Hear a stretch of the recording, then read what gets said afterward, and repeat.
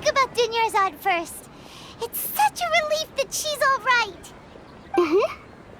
After we parted on the last day of the Subzerus festival, I left the city and saw what the traveler had described. Among the countless dreams, I found one that was growing fainter and fainter. This proved my suspicion. Once Dunyarzad could no longer bear the Akasha harvesting her dreams, her consciousness began to dissipate. But this also meant it escaped the Akasha's control. Such a small fragment of consciousness can't last for very long, though.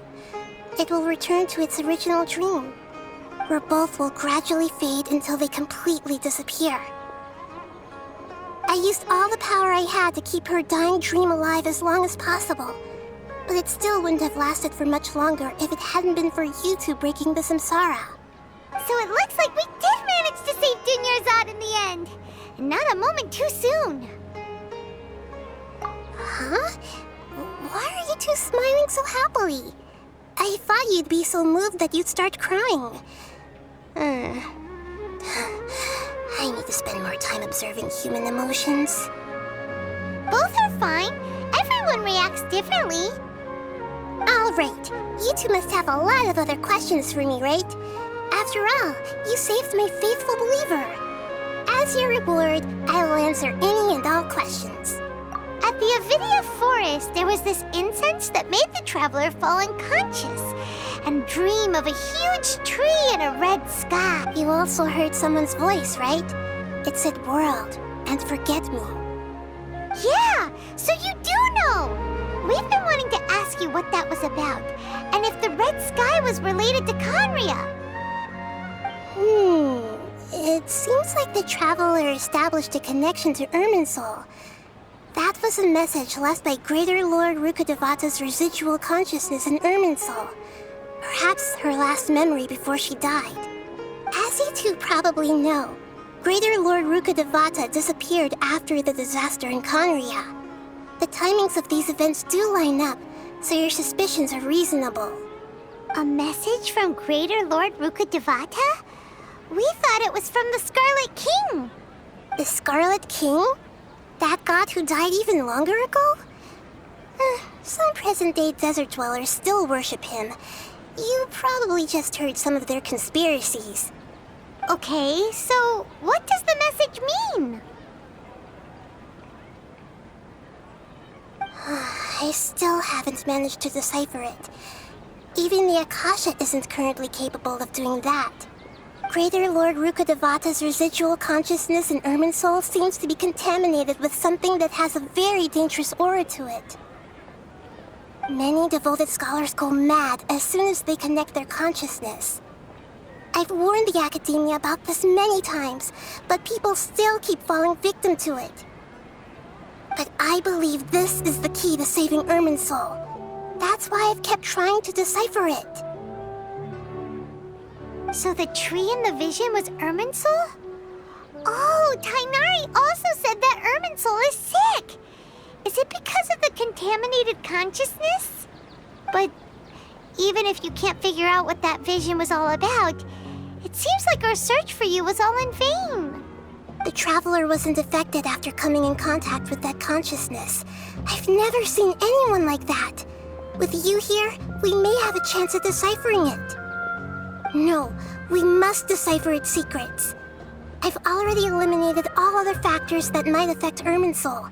This is the only one left. This puzzle has life and death at stake.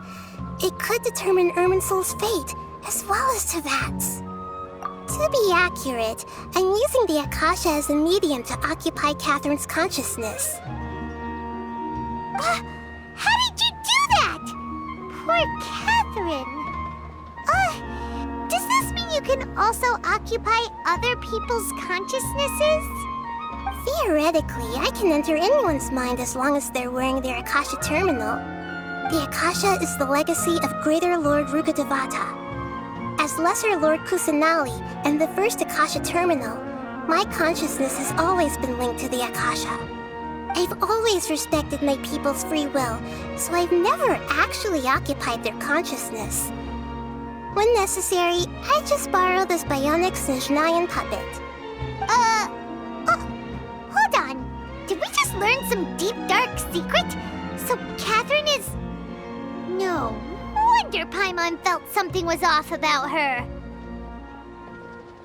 What about your own body? Why do you need to borrow other people's?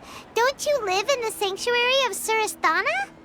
That story begins a long time ago. After Greater Lord Rukkhadevata disappeared, the sages found my newly born self and took me back to Sumeru. At that time, I was young and weak. The sages kept me in the sanctuary of Surasthana, ostensibly for the sake of protecting me. But I've hardly heard from them since. However, I do understand that they had hoped to find Greater Lord Rukkhadevata instead of me, a symbol of her passing. So, the sages basically put their new Archon under house arrest? How dare they! Why don't you teach them a lesson, Nahida? In some ways, they aren't wrong. Greater Lord Rukkhadevata was omniscient and omnipotent. Even after her death, the Akasha is still empowering this nation. And I'm still really far away from being able to call myself the God of Wisdom. Moreover, the Academia is also more proficient at governing this country. My existence has little meaning. Yeah, you got a lot of believers. Just look at the Sub-Zero's festival. Everyone who showed up truly loves you. Thank you for the kind words. But I honestly don't need physical freedom as long as I can connect my consciousness to the Akasha. Trying to find a way to save Irminsul is my life's mission and top priority. I will work on that, and try to live up to being a deity in the meantime. Every once in a while, I will also take up the duties of the God of Wisdom and enlighten a lost soul here and there. Doing all that should be enough. There's never been any big problems with the Academia's governance of Sumeru. This is the first time I've seen them step out of line. I wonder what caused them to go down this path, and what they hope to achieve. Even though the city's residents haven't noticed anything strange, if the Traveler hadn't broken the Sub-Zero samsara, the situation could have become dire. I tried to do some investigating in the Akasha, but I couldn't find anything suspicious.